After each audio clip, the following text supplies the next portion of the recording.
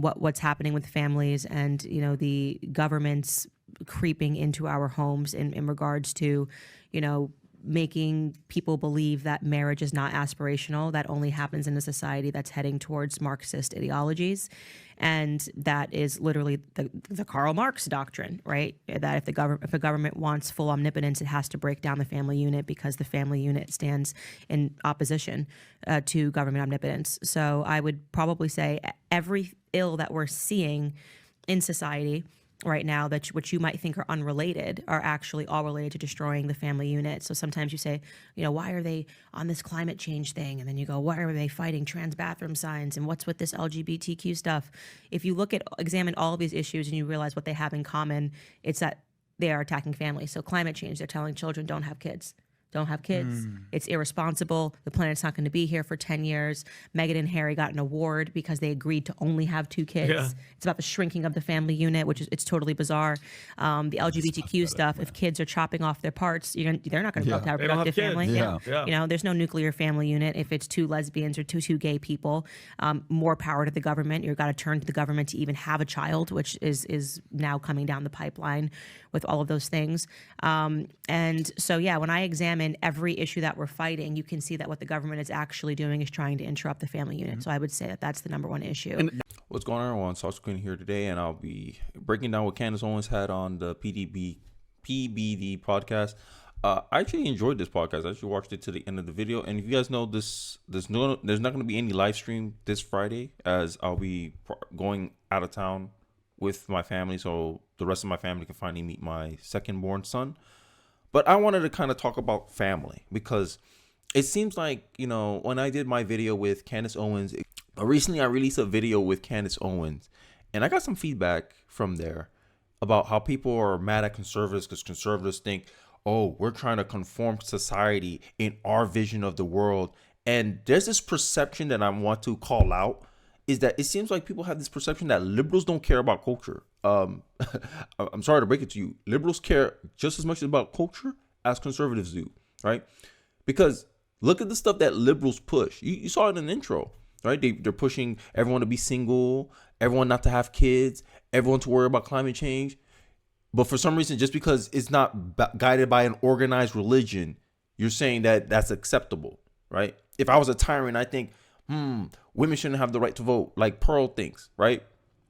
If Pearl was the president of the world and she decided no one should have the right to vote, you ain't gonna say, oh, Pearl's trying to tell society how you're supposed to be. That's anybody. Like, this idea that only conservatives care about culture is asinine. I don't know where people get this perception on. Maybe I'll put the comment up here. But they're saying, oh, we shouldn't be, everyone should live their own lives. Liberals don't believe you should live your own lives. Liberals believe in one thing. Everyone has a right to be a liberal. That's it. If you choose to be anything else, they'll go against you. And that's my argument. When liberals sitting out here saying, oh, it's so much easier not to have kids, you shouldn't have kids, you should both work, get all the material things you want, but you lack purpose. Conservatives say, hey, how is that a good life? How about this? How about we've been doing what we've been doing for centuries? It's been working. It's a tradition for a reason, because this is where we derive the most happiness. And if you want to look at from an evolutionary biology standard, the person you have the most influence, the one who you can have the most change over, is your own children. Or imagine influencing your children, and your children end up becoming some great person in the future. You had the biggest influence on that person. But for some reason, we want to discard kids. And hey, liberals, y'all can do it. Conservatives outpace y'all 2-1. But then y'all be the same people wanting to tell us how to raise our kids. Crazy. But conservatives are the controlling ones. It's so ridiculous at its face. But hey, I digress. In this next clip, Candace is kind of go off on why culture matters more than politics. And I kind of agree with her on this segment, but I'll give you my reactions after this clip. Let's take a look. And it brings you back to the family unit. Culture is a major problem. Hollywood and culture is definitely up there. But they're, again, reinforcing the breakdown of family, the overt sexualization, the perversion. I mean, that's what I'm saying about not importing American values. That is one of the most I would say that is the most disgusting thing right now that's happening in America is this the over sexualization of our culture. And I look at other countries and I'm like, no, I'd much rather be importing those values, right? What are we exporting right now? When you look at what celebrities are endorsing and the overt sexuality, obviously you brought up that I did the Whatever podcast. It broke my heart to sit across from a 22-year-old who sleeps with 10 men a night. And her answer is, well, I make money, I make $100,000 a year. You're 22 years old and you look like you're possessed by a demon because you are, right? Our culture is demonic. And where would you put feminism on this? Because that's essentially what it comes down to: on the family, the monetization and the sexualization and the commoditization. Feminism is the number one women. attack on family, right? Yeah. I mean, what are they telling women? Men ain't shit. You don't get your need bag, a man. girl. You don't need get no your man. bag. Yeah, that's disgusting. You shouldn't be having children. There's a whole culture called dinks on TikTok. Dual income, no kids. Yeah, they're getting millions of views. My life is so great. I don't have. This is literally the simulation right now that women are existing under and believing that they shouldn't be, that men are crap. And by the way, there's a response to that, which we can talk about. I talk a lot about masculinity and the decline of masculinity because feminists have been bashing men over the head about being men and how men don't have a lot of leaders and people that they can rely on. And so we're just now kind of seeing a response to the hyper feminization of culture, which is what we are suffering from right now. We are living in a matriarchy. The illusion is that it's patriarchy. It is, in fact, a matriarchy. Everything that we are dealing with right now is because people are emotional.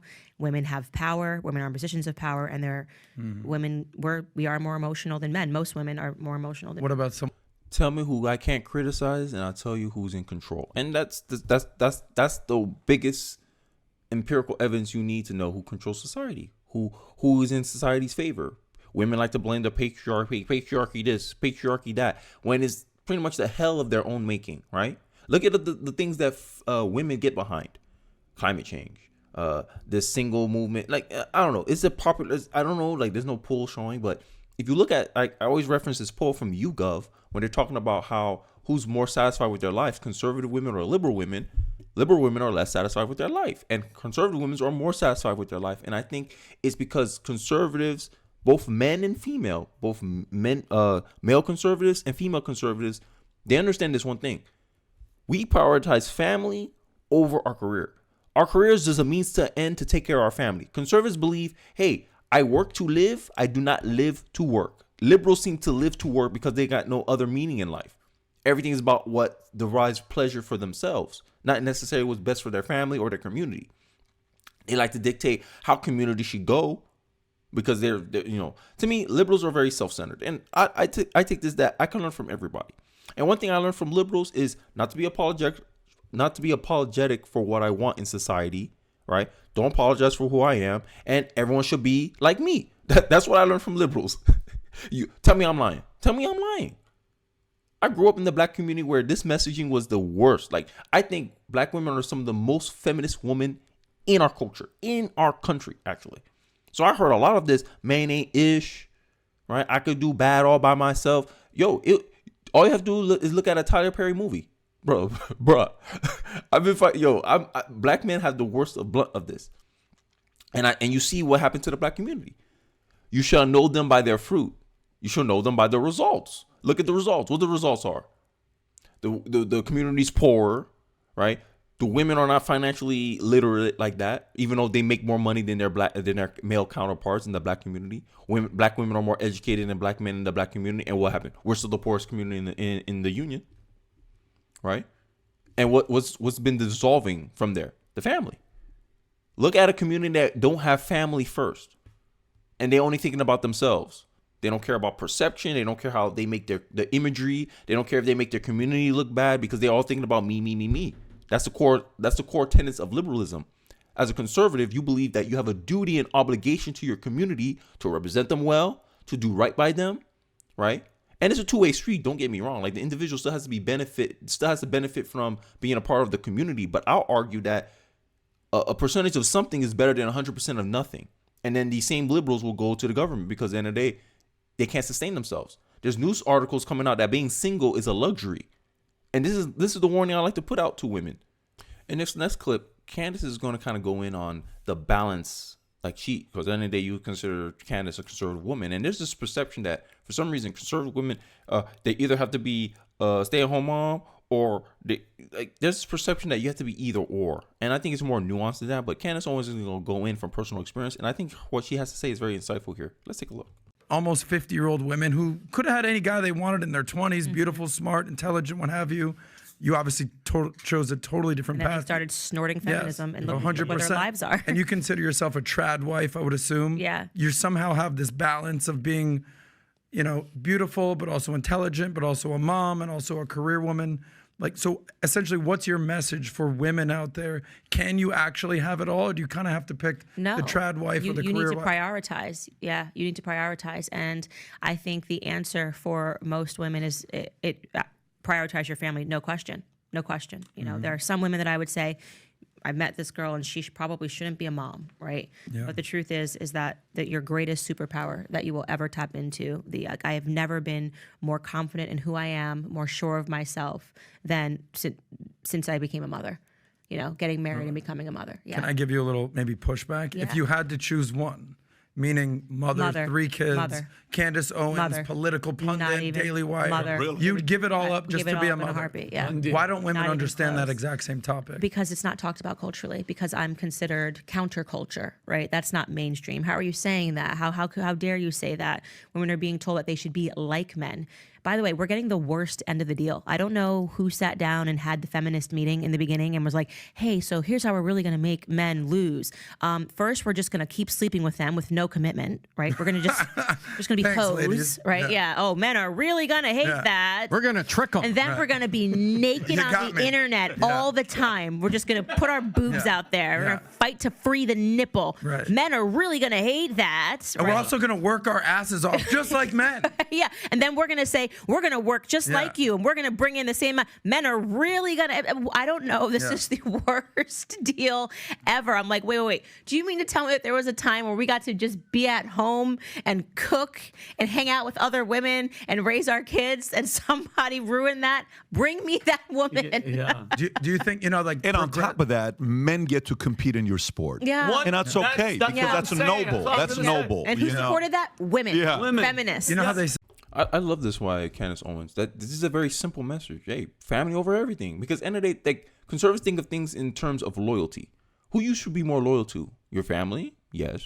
Yeah, you should be more loyal to your family. Okay, what about your community? Yeah, you should be more loyal to your community. How about your country? Yeah, you should be more loyal to your country. So you should think things in priority in that, like, it's like what they say, family, faith, country. I forgot how it goes, right? But that's essentially where my ideals come from, right? Conservatives see it as like self-preservation, okay? And humans are social creatures. We've been designed that way, right? So that means we should think, oh, how do I preserve my community? Oh, how do I preserve my state? Oh, how do I preserve my country? And everything should derive, like, it's pretty much, conservatives see things at scale. What makes someone a conservative versus a libertarian is libertarians only care about, hey, protecting my liberty. They value liberty over everything. That's the libertarians' priority. Conservatives has multiple priorities, but the main priority is, hey, how do we preserve cultural norms that have got us to this point and make sure we're not regressing and going backwards, like questioning what a woman is. That's a conservative argument. Hey, this is the definition of woman: adult human female. Language is used as a function of communicating what someone observes in reality to the other. It's to relay information, right? And how you know if information is correct or not. And these liberals out here are trying to redefine, and pretty much this is a language game. This is the world of games, not the world of reality. Liberals are playing word games with us. They're trying to redefine what a woman is. They're trying to redefine pretty much everything. What racism is. All racism is not the hatred or prejudice of a race. It's disproportional impact. It's the same game you see. It's a language game that these liberals like to play. And I'm starting to get tired of it a little bit, right? Because, like, what's the purpose? Like, I think that's what my main question is to liberals. And I think this is why I'm not a liberal. But, I digress. So on this last part of the video, this is going to be an interesting clip. She starts talking about, like, the whole equilibrium of everything. And I think I believe this too, that I believe that there's a cause and effect.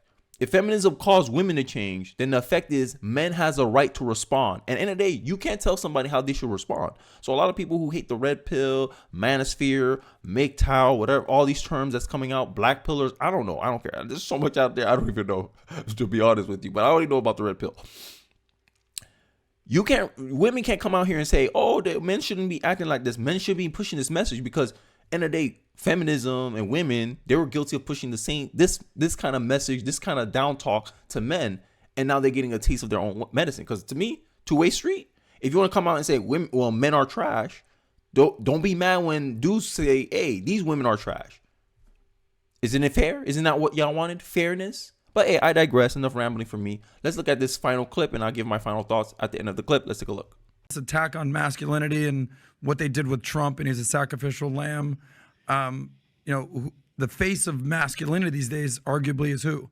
Andrew Tate, right? Yeah, and so I was really interested in speaking with Andrew Tate. I know you guys had him on this podcast too, because you can debate whether or not you think what he did in his history he should account for it now, and he was involved in all of these things. I get it. Tens of millions of men follow him. Okay.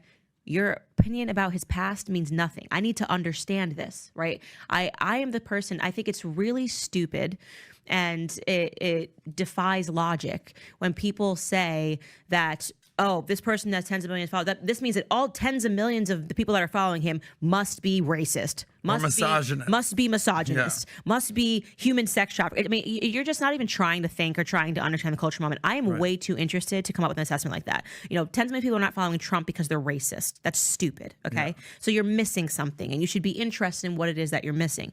Tens of millions of young men and grown men are not following Andrew Tate because they hate women, okay? That's a very stupid, shallow assessment. They want more women, to be honest with you. Exactly. And so, and when I started realizing the people that were following him, college graduates, men that are interested in business, what the Hustler University was all about, I wanted to speak to him. And what I've realized is he is a direct cultural response to 10 years of men being told that they are not shit from women, right? The Lena Dunhams, the girl culture, with Taylor Swift with an army of 10 girls. Every song's about a guy and why men suck. Who runs the world? Girls. Who Beyonce. runs the world? Beyonce. Girls. The future there is has feminine. been a decade. The future is feminine. Hillary Clinton. Men just shut up. Me Too movement. A decade of men being told that they have no value. No value in this society, okay? It is inevitable because I believe in equilibrium, right? Because I believe that eventually the world has to correct itself. The energy has to correct itself. That there was going to be men that started saying, actually, you do have value. Actually, that woman has no value. Actually, women ain't shit, right?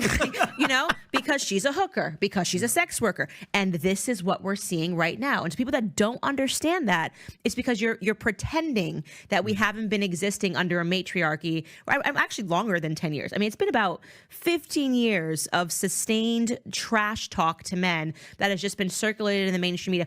And the best part about it, which is just so brilliant, you got to love women because we can be Machiavellian, is that at the same time that we're doing this, we're claiming that we're the victims. Yep, this is the what Matt Walsh like to call it, cry bullying, and it's so fascinating because I didn't when you think about it, all the talk shows centered around women, it was women talk show hosts and all this stuff, and I always asked myself growing up in the 2000s, 2010s, as I was getting to my adolescence, I was like, yo, why is no big shows where it's just men talking? I think the closest thing we had was Steve Harvey, I think. But, he was giving relationship advice to who? Women. Dr. Phil was kind of that, but at the same time, it was more of a moderator type of thing. It wasn't like Oprah. Oprah seemed like she could give talk about things. But everything was very centered to the women because at the end of the day, women were the primary viewerships of those kind of shows. So I understand. But now you see podcasting, and it's so interesting when you do stuff by the free market, when there's no gatekeepers, there's no credentials that you need to pass to have an audience or to have a voice in this matter. When you democratize the internet, it's so interesting how you see how men open podcasts. You see so many different types of podcasts. You guys podcasts talking about religion, philosophy, dating, politics, and it's overwhelmingly dominated by men because there's no gatekeeper artificially filtering out the men from speaking, filtering out the men from saying their piece. And this is the response that I think feminism was due to have a pushback against, because the powers that be, the establishment, deep state, the government benefits from women working. You double the tax base, and at the same time you cheapen the labor, because also supply and demand, everything follows that law, right? And then dividing the household as well kind of hurt people's sustainability. Like I mentioned earlier in the video, being single is a luxury. Look it up. Just look up. Go on Google. Single is a luxury, and you'll see how inflation is making it harder for people to live on one income. And guess who you voted for? You voted for your boy Joe Biden, and he helped create this with his spending policies. Right? It seems like people will not change until they hit rock bottom, and that's the inconvenient truth. It seems like about like human nature is that we always think of how things ought to be until reality smacks us in the face and say, no, this is how it is. And I think that's a big problem that we face in our society today. And I think that I don't know. I think the fact that like women came out here, demonized men, whatever, it made them susceptible to this messaging. Like now women want to complain about Andrew Tate. Now they want to try to ban Andrew Tate, but Andrew Tate is speaking about something that's been brewing under the undercover for a long time. Right? There was women that try to warn other women about this. I forgot the lady's name. I can't believe I forgot her name. But she made a book called War on Boys, and how she's talking about how, hey, like the way we have laws, the way we have all these standards, it disproportionately benefits women and negatively affect men. We need to change these. But because it favored women, women thought, oh, no, that's fine. It's fine. You can't do that. When you're pushing for equality, you can't do things just because it benefits you and you alone. Right? That was an argument that people made against patriarchy. Oh, patriarchy, you guys have laws that only disproportionately benefit you men. How come only men get to vote? How come only men get to do this? Right? That was the argument feminism was having. Now it's flipped. This is the argument I say. I agree with Candace that this is a matriarchy we live in, because look at the laws. It disproportionately benefits women. When people try to push back against it, men's rights activists, y'all cancel them, y'all call them misogynist, all this stuff. And now misogyny lost is meaning now, just like racism, just like sexism, because you overuse it. You use it as a means of smearing somebody that disagrees with you more than accurately articulating what that person's actual motives are.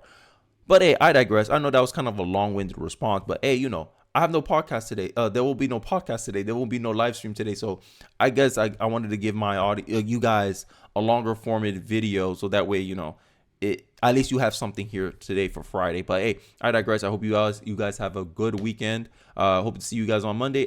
Monday will be pre-recorded clips until I come back about Thursday. So next Friday, I'll have a live stream up for you guys. But I hope you guys enjoyed the video. Don't forget to like, comment, subscribe. Give me your thoughts about the attack on the family. Do you agree with me? Disagree with me? I'd like to hear your guys' thoughts on the matter.